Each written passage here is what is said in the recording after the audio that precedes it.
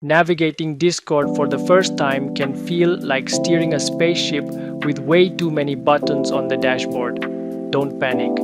Today, we are breaking down the full interface walkthrough layout on both desktop and mobile devices so you can talk, text, and share like an absolute pro.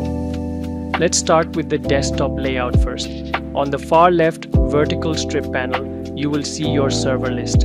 Think of this as your channel hub. Right next to it is the channel list sidebar directory, split cleanly between text hashtag channels for typing and voice speaker channels for hanging out live.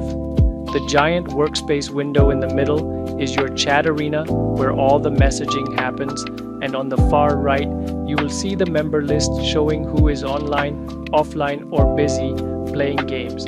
Now, how does this translate to your mobile phone device? Since phone screens are smaller, Discord uses a smart 3-panel swipe layout system. Swiping your finger from left to right slides open the exact same server and channel sidebar layout menus.